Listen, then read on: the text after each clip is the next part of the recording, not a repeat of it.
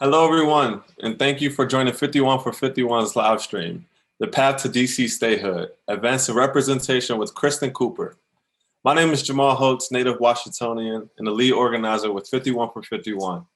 We are working to make DC the 51st state with 51 votes in the Senate. I am joined by two incredible advocates for justice. First, I'd like to introduce my partner in crime, Demi Stratman, a fellow born and raised native Washingtonian and lead organizer with 51 for 51, who helped launch the campaign back in 2019 when we traveled all across the country asking then presidential candidates to commit to making DC the 51st state with 51 votes. Now we're taking the same call to action to the Senate, where Demi and I have literally no representation in the Congress that so-called represents us. We're imploring on senators to find the courage to do what's right in order to make DC the 51st state. Thanks, Jamal, and hi everyone for tuning in to our live again. I'm so happy to be here, and I'm coming to you from my hometown, my heart, DC, where 700,000 plus residents live without a vote in Congress. And as usual, I'm ready to dive into this important conversation and hear from my amazing activists beside me.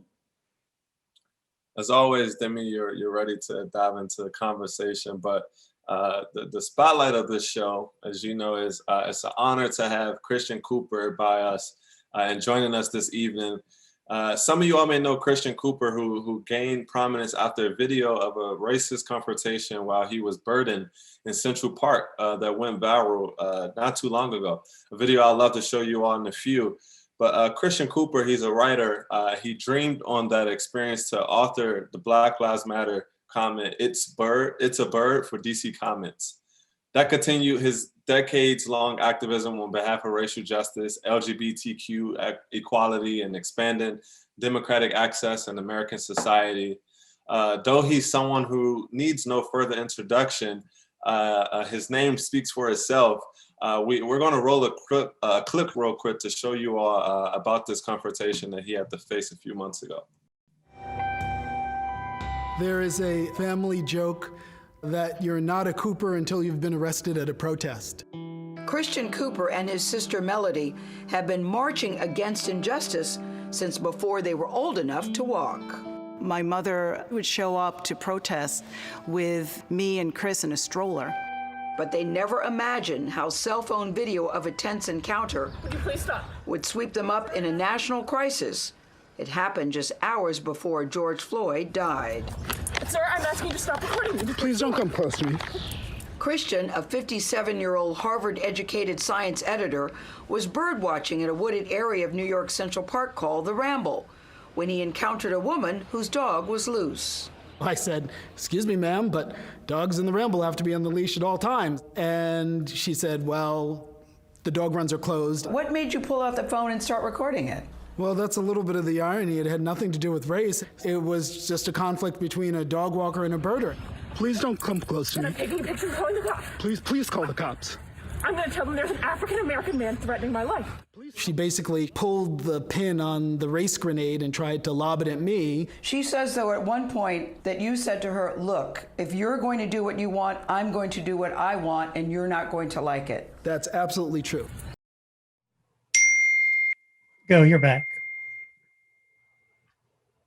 You're back. Christian, thank you for joining us today. Before we start, I need to tell you just how excited we are to have you here, virtually here, especially given all the events of this week. Yesterday, as you know, the Manhattan District Attorney's Office dropped a misdemeanor criminal charges against Amy Cooper, the white woman who rudely approached you and called the police on you. When asked for your take, you made one statement and you made it simple. I am far more outraged by the US Congress, which continues to deny mostly Black and brown residents of District of Columbia statehood and the representation every American deserves, than by Amy Cooper. That gross racial injustice could be fixed by Congress now, today, and that's what people should be focused on. Not last year's event in Central Park. That was your quote. Those are your words. And as I'm trying to find the words that describes that moment, that as you live hundreds of miles away from Washington, D.C., you remember the injustice that exists right here in our nation's capital. So I just want to say thank you again. Oh, you don't have to thank me. I want to thank you and Demi and everybody else at 51 for 51, because as I was saying to you before we went on camera, you guys have inspired me. You guys are awesome. And it's because you guys have moved the ball so close to the finish line on finally getting DC the statehood it should have had decades ago, that I'm able to say, you know what, I'm gonna help these guys in any way I can to help move this across the finish line. Thank So you. let's get it done. Thank you for that, Christian. And just jumping back to the video, it was very powerful to me. But that line that you open up with, you're not a Cooper until you've been arrested at a protest. I sat back and I smiled. I don't know if I was shown on screen, but I caught myself laughing at that moment because, in part, from a place of just knowing what it means to be a Black activist and being able to commit to showing up for justice, you also understand that constant threat of violence that you're taking on. And a place from pride, knowing that we are continuing the righteous work of our ancestors. And honestly, in part because if we don't laugh, we might just cry about the current situation we're living in. But those words are especially poignant today in the middle of Black History Month, as we remember the work of those who came before us, who recommit to doing the work now and find hope in the future we are building. And Christian, can you talk just a little bit about some of the first moments or memories of the work for racial justice that you were involved in, and how or why you started to get involved? Sure. My earliest memories aren't memories, they're photos I've seen. I don't remember it because I was in a stroller, but it's of my mother and father taking us to protests. And so that was always in our household. It wasn't even stated out loud. It was understood. It was a given in our household that if you see something wrong with the world, it is your personal responsibility to do something to fix it. And that is just something that has been metabolized in my family from the get-go. And it frustrates me tremendously when I see people who are like, oh, isn't that horrible, but there's nothing I can do about it. Nonsense. I want to smack him across the mouth, because it's not true. Everybody has some sort of power they can use to make a difference. And if we only realize that, if we stopped abdicating our power and our responsibility, we'd be able to make real change in this world. So yeah, that's sort of the ethos that we grew up with in my household. And I think it really crystallized for me when Rodney King was beaten and then those cops were acquitted despite the video evidence. And I just had this seething rage. And I expressed it in a comic book because I was working on Marvel Comics at the time. And I wrote a comic called Skin, which sort of summarized the rage that our community felt and how wrong it was in this kind of twilight, how wrong the verdict was in this Twilight Zone sort of story. And then when the Amadou Diallo situation occurred, Amadou Diallo, for those who don't know or recall, was a West African immigrant trying to make it in New York City, no criminal record, sitting on his own doorstep, minding his own business, and a whole bunch of plainclothes cops on special assignment rolled up on him and shot him dead in a hail of 41 bullets. And all of them walked free.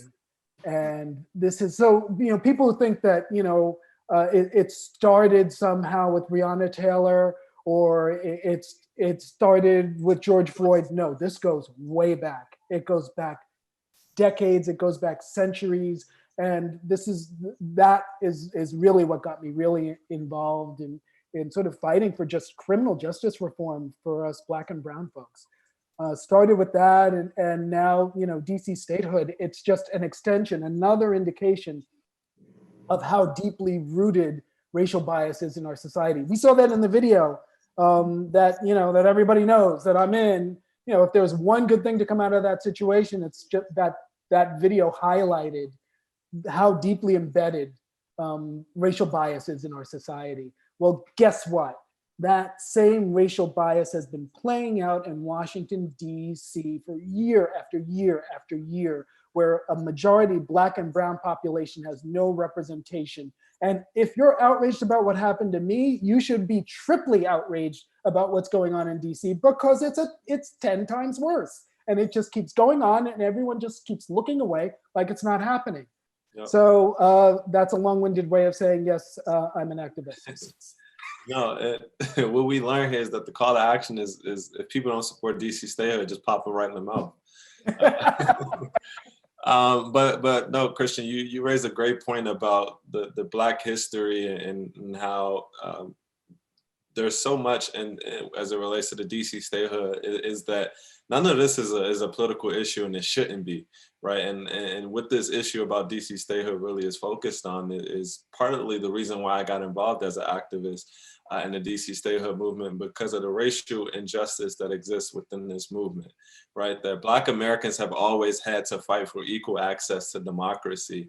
And sadly, in 2021, as a person who's 22 years old, I'm still fighting for the same exact thing, equal representation, equal access to my democracy. And you highlighted that none of this is new. It's really at the forefront. But what's the best part about this moment, in that so many people from all walks of life is joining these movements, is that right now is our unique opportunity, our only opportunity to tackle this work head on. And as you said, our most pressing issue right now, civil rights issue right now, is DC Statehood, which is why, and I'll toss it to Demi, but which is why Demi and I literally have been going across the country telling our stories, not as the political aspect of what DC Statehood would get us, but the humanitarian aspect of what that means for young Black kids in Washington, DC. What many people don't know is that when we do become a state, will make Black history. DC would be the first the first state with a plurality of Black people. And that if we aren't trying to make that history now, then we're beating ourselves to the ground. And we have to keep on fighting on and on till we get it done. Yeah. Well, and this is why I get so frustrated when I hear political arguments against Washington, D.C. statehood, like, oh, well, it will disrupt the balance, or it adds to senators who will likely be of this party or that party. It doesn't matter what party these senators will belong to. Nobody gets to deny other Americans access to democracy because they don't like who they're going to vote for. And I think that gets lost and forgotten, as if in the gamesmanship in Washington, everyone's like, oh, well, if they do this, they'll get this. It's like, no. You don't get to tell other Americans that they don't get representation. That's just fundamental to democracy. And it just frustrates me when I hear those kinds of arguments. So I feel the frustration. Yeah, and I would just like to go back and say, both of you commented a little bit about how this statehood movement is profoundly shaped by race and racism. And that was kind of how I got into this fight. I'm a writer naturally. I can drag people my words on paper, but it wasn't until Jamal kind of brought me into this and said, like, listen, we grew up together. We care so much about our city. And right now, politicians are accepting and enjoying how they can get away with not giving 700,000 plus and a majority of Black and brown people the rights that they deserve, because no one is going, they can ignore it. They're not being faced to they are not being faced to talk about this issue. And it wasn't until we really started going on the campaign trail and getting in their faces with our cameras and saying, like, listen, we are Black and brown people who are residents of DC. You don't come here, you don't speak to us because you don't represent us, and this is the situation at hand. What are you going to do about this? How are you going to make sure this is a part of your platform, of America's platform in its future? So we just wanted to bring back that perspective, and just understanding the history as a Black woman, that DC began the DC statehood fight began gaining momentum in the 1960s. And in the 1960s, DC was 65% white, and pretty evenly split in terms of political party. And it wasn't until the 1970s when DC became 70% Black. You start hearing about Chocolate City, and that's the DC that, my parents talked about, and the culture that kind of gave DC what it is now to us, that the support for DC statehood dwindled down, and you see people saying, well, I don't think so, it's not right. And we can't ignore the fact that racism at that point had a huge impact on that agenda. And that's why 51 for 51 centers around the voices of Washingtonians. And we're not going to let the nation or, racism and the ways that people try to suppress the voices of Black and Brown people stop this fight. It's not right. In the 1960s, it had a little bit more momentum because the population was a little bit more white. Why not support it now when we are a very multicultural place, but also understanding that it is rooted in Blackness? DC is a culture rooted in Blackness, and there are young Black advocates like Jamal and I here who deserve that same opportunity. Well, I think you have a big hurdle to overcome, which is specifically because you don't have any representation. So you've got to rely on people outside of DC in other states that don't have any skin in the game to fight for you, to make your rights come to pass, which is a tough spot to be in. And you guys expressed a little bit of amazement that, why is this guy getting involved who lives hundreds of miles away from DC? And my reaction is, how can you not be involved? How can you look at what's going on in Washington, D.C.? How can you look at the political situation there and not be outraged and say, this must end, and I will personally do something to stop it? And I think the starkest way to communicate what the situation is like is by calling it what it is. Washington, D.C. is the equivalent of American political apartheid. And don't get me wrong, I'm not saying that Black people are being rounded up by the secret police or that their homes are being bulldozed in the night or anything like that. But what I'm saying is the political system, if you look at it, you've got a bunch of old white guys who come to town and tell the Black and brown people who actually live there how things are gonna be. Now, if that doesn't sound like the old South Africa and how the political system was set up there, then you're not listening. Yep. And it has to end. Yeah, no, spot on. And Christian, obviously, Demi and I have some skin in the game when it comes to fighting for DC statehood, and understanding that this fight is for our families, our friends, our neighbors, and representation, safety, and the quality of life of people who live in Washington depend on it. You're famously a New Yorker, and yet continue to dedicate your time and advocacy to champion statehood. You, like us, are not content with just talking about statehood as a nice idea. You're demanding the action now, and is making the issue an American issue.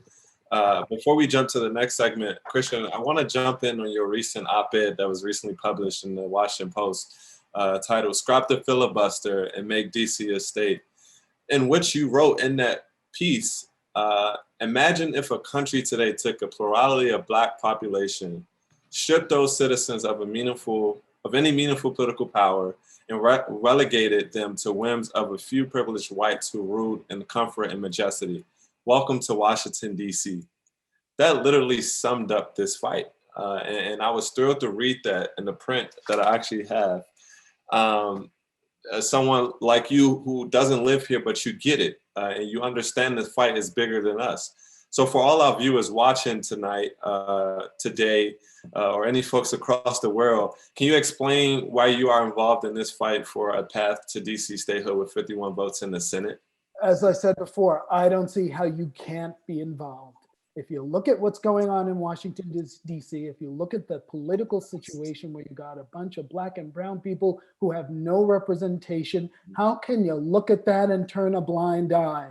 It's what people did when, in the old South Africa, people turned a blind eye and said, oh, isn't that terrible? But, oh, well. No, not oh, well. And this is America. This is our country.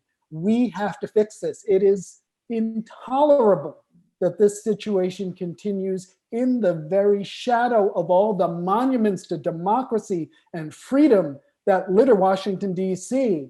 It's a disgrace. And it's up to us to fix it. It's up, and when by us, I mean I don't mean the people in DC, because the people in DC can only do so much.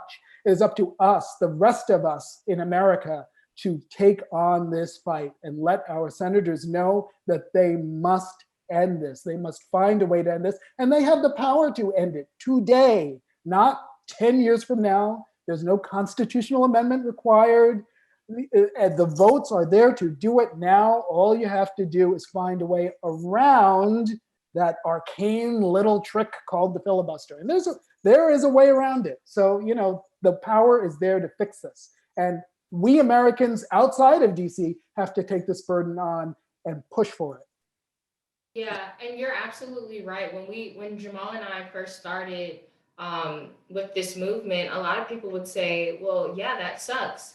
And then we kind of got the same reaction going through a lot of the events DC suffered in 2020, dealing with the pandemic, with former President Trump using our city as a photo op.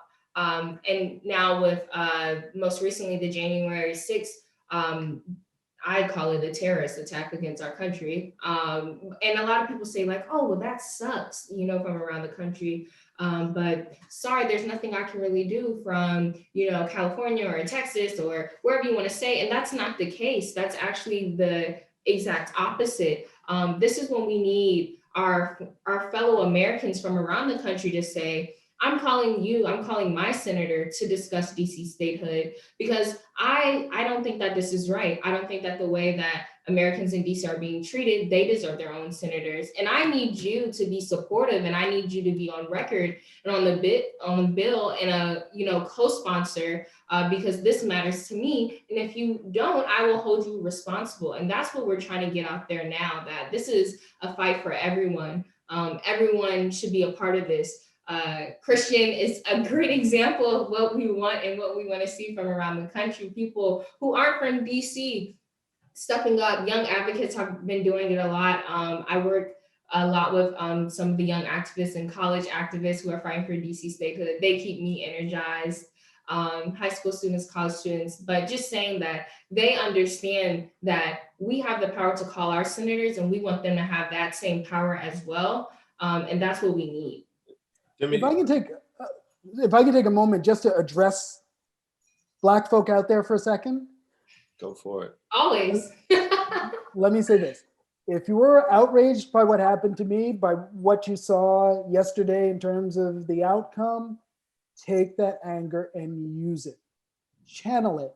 Be doubly, triply, quadruply outraged by what's going on in Washington, D.C., where hundreds of thousands of Black people have been stepped on for years and years and years and years, and talk to your senator, talk to them and get them to support DC statehood. And if I can take a second to just address the Democratic senators, if any of them are watching, I hope some of them are, you never know, you have a historic, once in a lifetime opportunity here.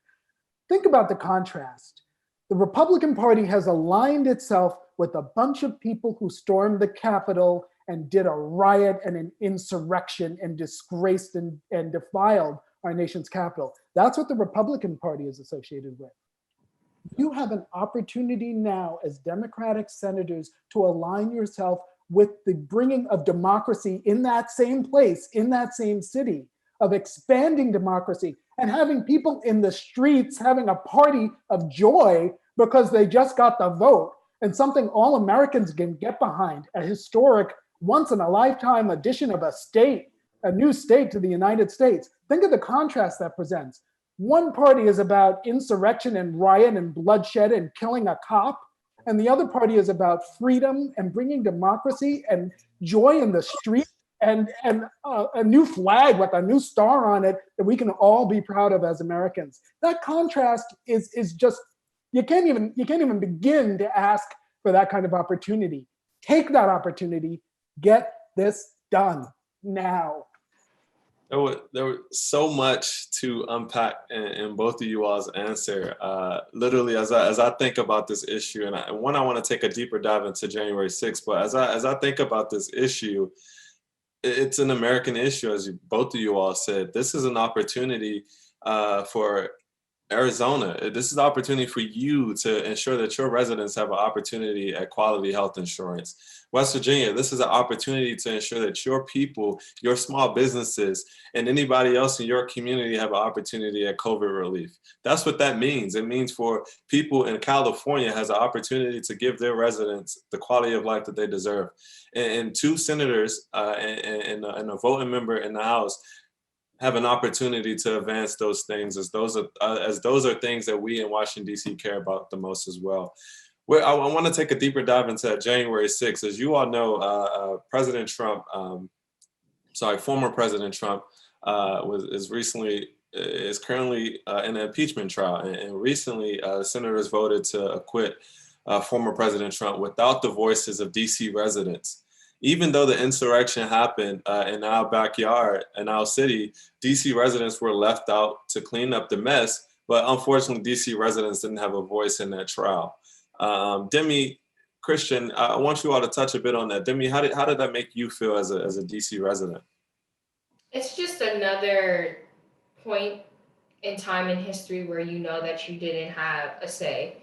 And it hurts the most when we were here. Jamal and I were here on January 6th. Our family members, my mom, my dad, my grandparents, my friends and family, our lives were changed forever. People were scared to leave their homes to get things such as food or a COVID test, or anything, because these individuals came into our city. However, when now we're trying to bring justice to that event and hold those individuals accountable, again, DC has no say so. And we were the place, we were the people, we were the community that had to deal with that. And we're still healing from that event today, understanding that can happen at any time because of the position we are in, and feeling that you don't have a sense of security anymore, that it happened.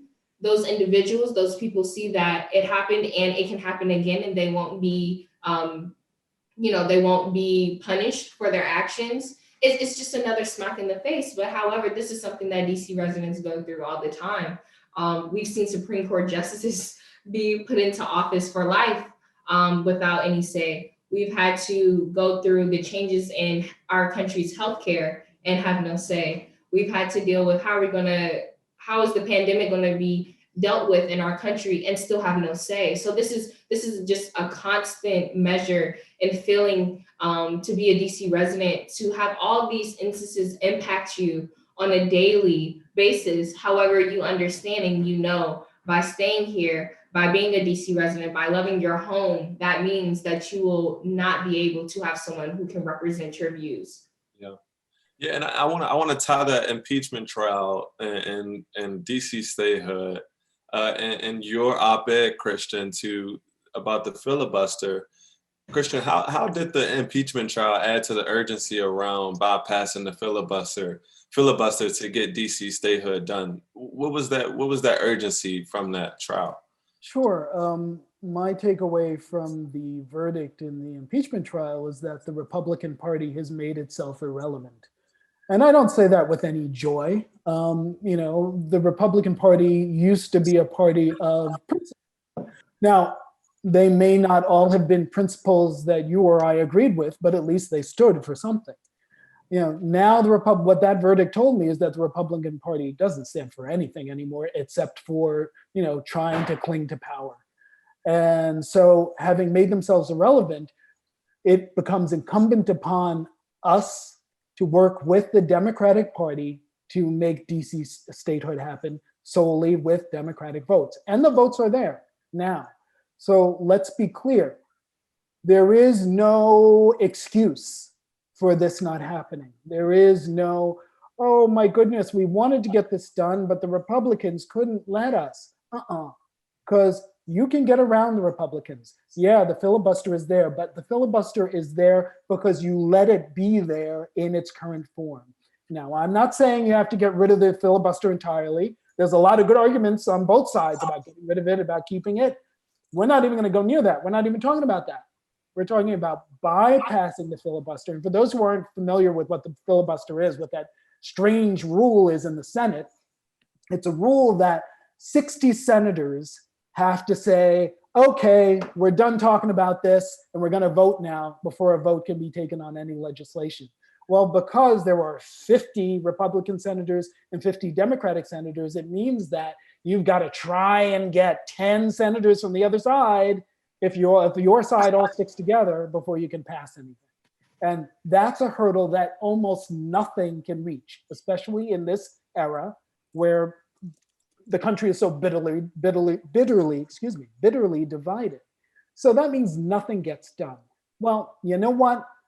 The rules can be changed, and specifically around statehood, especially around statehood, the filibuster rule must change. And let me tell you why, because statehood is different than passing a law. I think it was one of the senators, John Tester, who said, the filibuster is good because it means that you've got bipartisan support for passing a law, and it won't keep flipping back and forth every time one party takes over. They'll change the law back, and then the next party will change it, and the next party will change it. So the filibuster is good because it makes sure we have enough votes to have legislation that lasts. Well, guess what?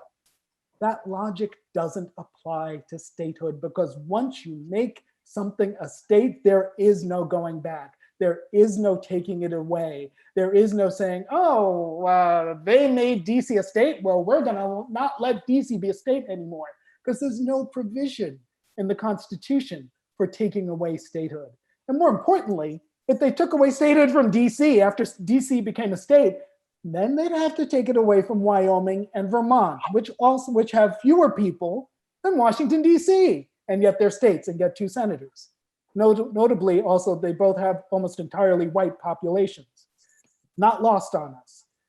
So that's why I say, it's really on the Democrats to get this done, and they have the power to do it. There is nothing stopping them, and we have to let them know that we know that any excuses don't fly. Mm-hmm. Get this done now.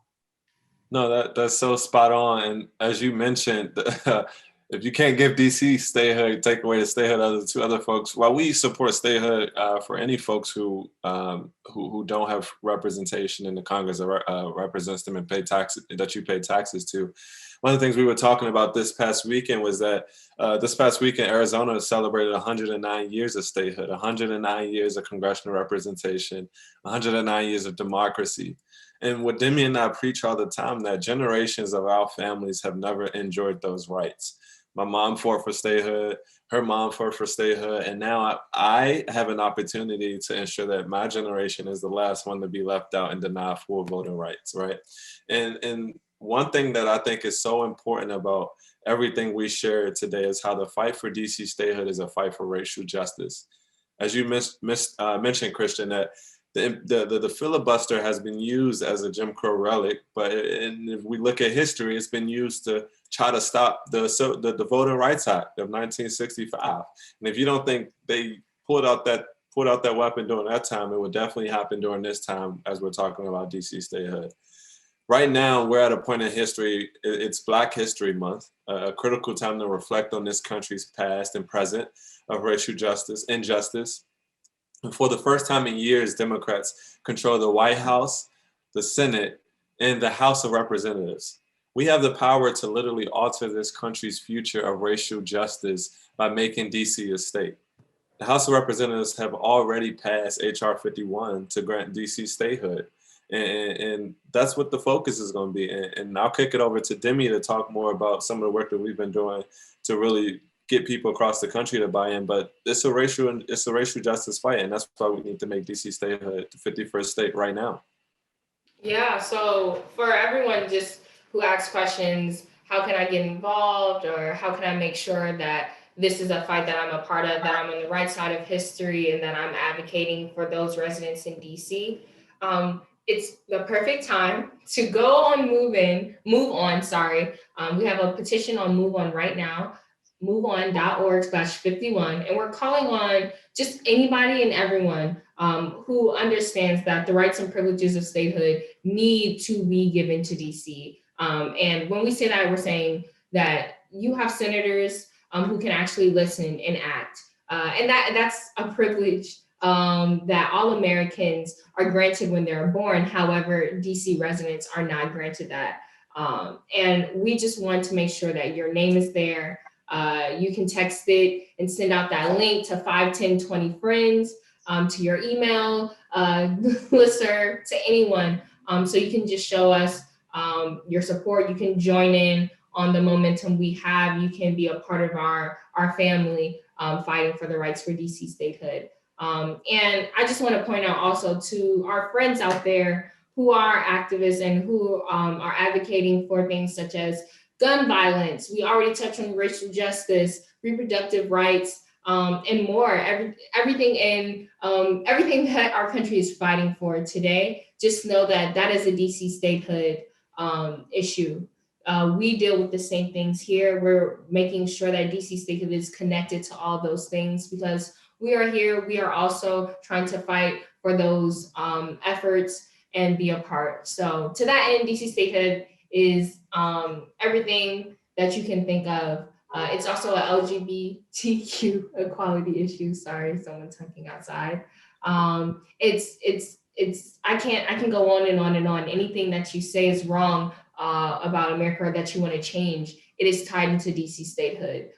So it's probably helpful to go into a little bit about home rule and how that discussion can be tied into things if Jamal wants to hit on that a little bit. I'm happy to touch on that. As you all know, DC is under control of Congress. It's literally racism. And Congress' outsized power over DC law has both threatened and harmed LGBTQ communities across the district. Although DC residents pay federal taxes, serve in the military and on juries, start businesses and families and contribute to our national economy, we are still unable to control our own budget or our own laws, and we still have no votes in Congress. Under home rule, as if you don't know, Congress reviews all legislation passed by the DC Council before it comes to law.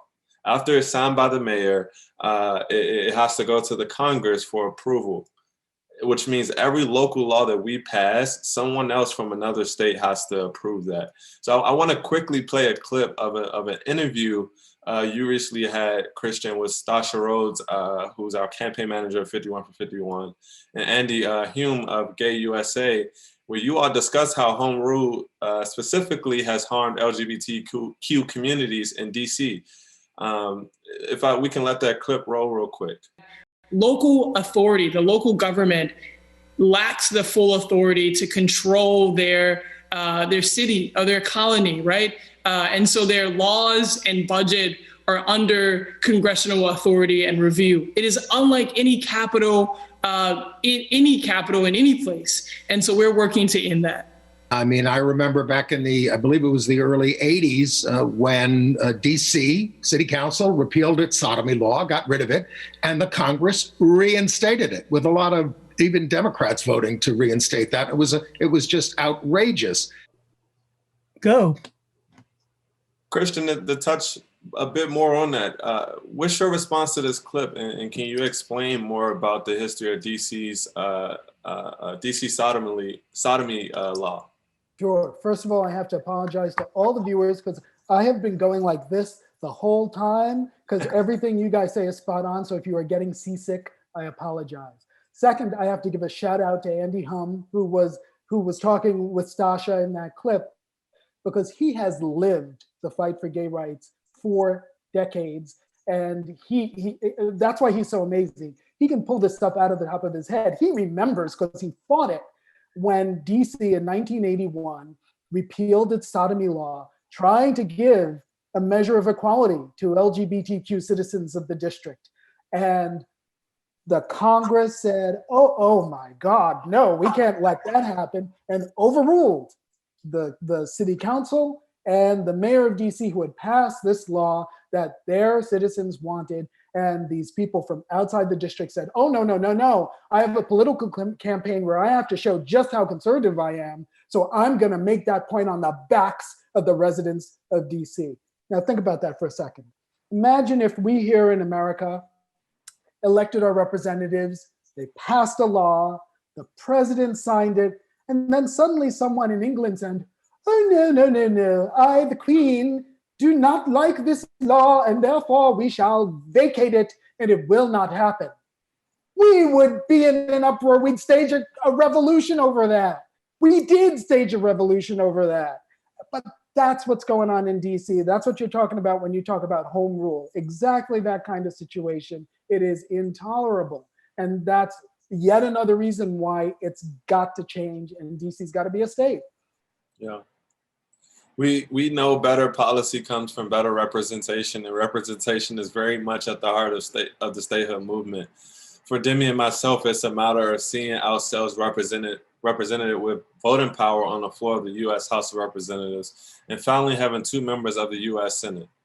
Christian, you have been tirelessly working for representation and have helped redefine and open doors to spaces because of your leadership. As Them magazine reported, you have been a pioneer of queer representation in comics. In fact, while working at Marvel Comics, you gave life to Yoshi Mishima, the first openly homosexual character in the Star Trek universe. Can you talk about why representation matters and why it's key to any movement for justice, including, if not especially, DC statehood? Sure. It's a seat at the table.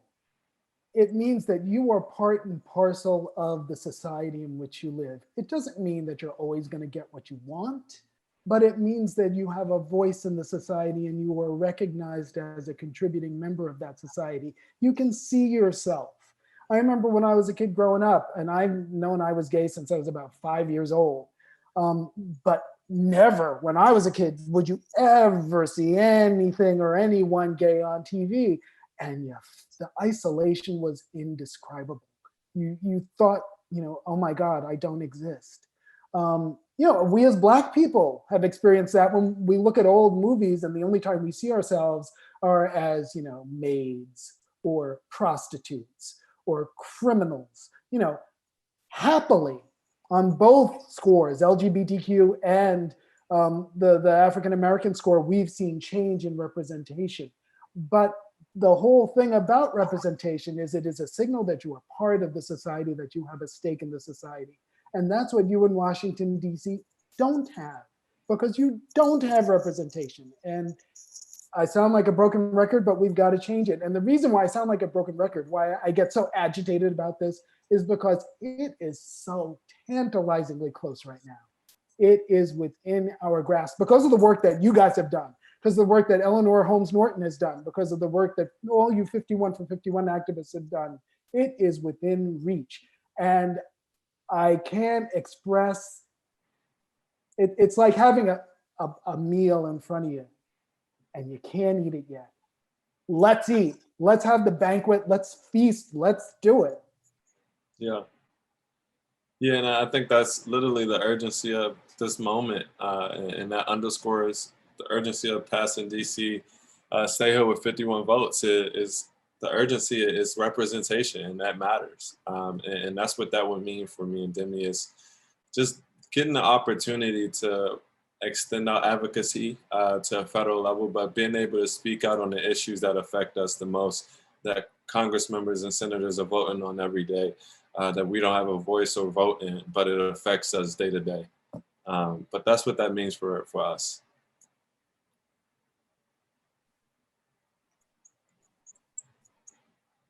I would just echo what Jamal says and just highlight that DC statehood would finally mean sorry for my dog. The mailman, I think, is coming around. But DC statehood will really just mean being able to finally have a say in the things that impact my family, my friends, my community every day. It's that simple fact. It's not about party. It's not about, if DC is a red or blue state. It's about finally making sure that when our country is making decisions that impact me on a daily basis, that I know that my senator, my future senators, or my future representatives will be able to vote on my behalf. And before time is out, Christian, I've been dying to ask you a I know question. what you're going to ask. I know what you're going to ask. Okay, I think you might know, but I know you didn't come here and think we wouldn't ask about birds at all. So the big question of the night, when DC does become a state and we get to have a new state bird, assuming that the wood thrush remains the bird of the new district, I know a little bit about DC and its birds history, but I just wanted to know from you, which bird gets your vote as our state bird, and for what reason? I gave this a lot of careful consideration. And I believe the state bird of Douglas Commonwealth, or whatever the new state of DC will be called, should be, drumroll please, the American kestrel. The American kestrel is our smallest falcon, but it is a powerful little bird. And I think that's a wonderful metaphor for a DC, because it would be, in terms of area, square miles, it would be our smallest state, but it would be a powerful new state. And so that's one reason why I think the American kestrel would be a great state bird. Also, it lives in DC and thrives in urban environments. Wow. And it's a colorful, wonderful, colorful little falcon. Most of the time you think of birds of prey, they're mostly like brown, just dark. This bird has blue, it has red, it's got a nice creamy breast and spots. It's a gorgeous little bird. And to me, it sort of suggests sort of like all the colors and personalities and vibrancy of DC that all comes together in one place. So, and plus it's got American in the name. What's more American than DC? So I say American kestrel for sure. Christian, there's no pun intended or purposes on why I brought this bird here, but that just means I'll have to get a new statue for my desk. What? No. I think, Christian, it's funny because one time me and Jamal were speaking to some individuals about DC statehood, and the first question we got was, well, how would the new flag look with the additional star? But the question they should have asked is, what's going to be the state's new bird? And I will be pushing that on everyone who asks me that question from now on. I can't tell you how many people get hung up on the new flag. They're like, oh, no, we can't add DC as a state because the star will look weird stuck in somewhere. And I have seen 51 star flags and you can't tell the difference. They look normal, they look great. So if your hang up is, oh my God, the flag's gonna look weird, please rest assured, the flag with 51 stars will look fine. But I mean, I think if there's one last thing, and we still have some time, so we may talk about some other things, but if there's one last thing I want to communicate, it's just the joy that's possible here. This is not anything that's born out of anger, or certainly born out of frustration for sure. But there's a potential to unleash a wave of joy in DC that can wash across the rest of the country. Because I really do believe that there's nothing more positive and promising. And God knows after 2020, we could use something positive and promising than welcoming more democracy and a new state into the Union. I think it's something every American, regardless of where they live and regardless of what color they are, will take pride in. Will be able to puff themselves up with pride that we finally brought democracy to 700,000 more people who didn't have it before, and we didn't even have to conquer some country overseas to do it. We did it by cleaning up our own backyard. Mm-hmm. You're spot on. And Christian, as our country, as we enter 2020, like you said, with the new president, we've heard countless times that America is now searching for its soul. And over the next 4 years, I feel like if we are saying that we want to restore the soul of America, if we're saying that we want to let our Black and Brown communities know that this is a country that does value our communities, we have to start and we have to, put on our boots, walk around and demand that this is the first step. It's no reason why DC statehood should not happen within Biden's 100 days. This is not a situation where Democrats can say for the next 4 years or just for now in general that we don't have the resources, we won't be able to pass it, we don't have control. Those are all out. It's no more excuses. We have to make sure that this happens today or tomorrow. Just know if it doesn't happen today, Jamal and I will still be there. We know that you'll be there with us. We're going to fight with this until it happens because it's been too long. We want to make sure that the people here get what they deserve, what our grandparents deserve, what their great grandparents deserved way before us. So thank you so much. Jamal, you want to say a couple of things before? No, you cracked it on nail on, and like you said, we got to put our boots on and we keep stumping, and as Martin Luther King said, keep fighting until freedom has come.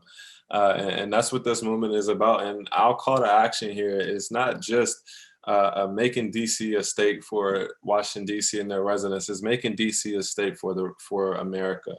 If like Demi said, if we truly care about the soul of this nation, and the soul of this nation is about democracy, then let's truly represent that. And representing that with 51 votes in the Senate. If you care about racial injustice, if you care about gun violence and all the kids who are gunned down in their communities, if you care about the families that are literally struggling right now, who aren't getting COVID relief, who don't have jobs anymore because of the pandemic, if you care about those things, then you should care about DC statehood, because these issues are sometimes 1 or 2 votes away from giving every American the quality of life they deserve. And these issues are voices, are things that we don't have a voice in. But they affect me. My mom recently couldn't get access to the 2 stimulus checks that she deserved or to pay rent. So who had to step up? It was the family who had to step up to do that. So it's unique. It's not just about me. It's unique, and these issues are prevalent in many communities. So again, make DC the 51st state with 51 votes. And as Demi mentioned, our petition, I'll hand that over to Demi to talk about the petition and what that means. Yeah, for sure. So just want to make sure I hope you were inspired by today's conversation, because I was inspired. And if you weren't, then maybe you need to rewind it and look at it again on Twitter or Instagram or Facebook or something. But if you want to act now, what you can do is go on to moveon.org/51 and sign our petition. Have your name down on the books. We're asking senators to co-sponsor the DC statehood bill, but we're also asking you to sign our petition because your voices matter. You put those individuals in office, and your views should be shown in any capacity. Also, stepping onto another level, call your senators. If you have senators that you can call, take that and fight for DC residents and let them know that 51 for 51 has been advocating, or you can just say, we have a path towards DC statehood, and we're asking it to be done with a simple majority, but 51 votes in the Senate, and that you are a part of that, and that you want them to be a part of that measure and on that side of history as their constituent.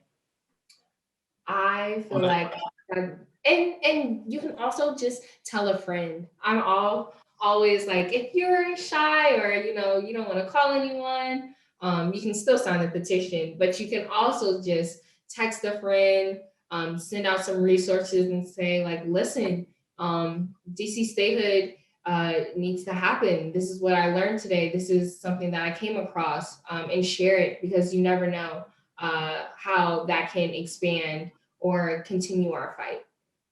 I wrote my 2 senators, and I will speak directly to Chuck now, because I'm lucky enough to vote in New York, and the senior senator from New York is in charge of the Democrats in the Senate. So he's the Senate Majority Leader. And so Chuck, and I feel like I can call you Chuck because we've met, you may not remember, but you were on vacation in Barcelona, and that guy who recognized you at the CalPEP counter and tapped you on the shoulder and said, hey, I knocked on doors for your first campaign. That was me.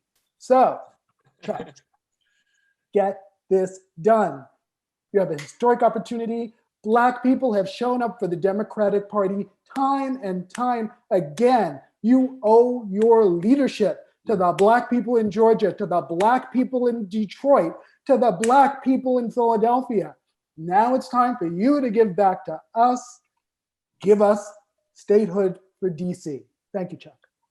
On that note, so much power leaving this live stream. But on that note, I want to thank you, Demi, for leading this with me. But especially, I want to thank you, Christian, and one, giving us a bird, but two, sharing your knowledge with us today. It's an honor to be in your presence. And on behalf of 51 for 51, thank you. And to all the viewers out there watching today, share our live stream, continue to promote our message, and help us make DC the 51st state with 51 votes in the Senate. Thank you, Christian, for all you've done, for your work, not only for advocating for DC statehood, but your life for advocating for Black lives. It means a lot, like Jamal said. It's great to be in your presence and to have this conversation with you. I've learned so much within it doesn't even feel like an hour, but we were talking for an hour about great things. So I just want to thank you again. Thank you for supporting DC statehood, but especially supporting DC statehood with 51 votes in the Senate. And on behalf of the entire DC, thank you. Thank you for the bird. And we'll definitely keep in touch. Right back at you guys. You guys have rekindled a lot of the fading activist spirit in this old body. And then I just saw you guys doing the work, and it's amazing, and it's thrilling, and it's great, and keep at it. And no matter how long it takes, we will prevail. We shall overcome. Awesome. Well, thank you, everyone, and have a wonderful night.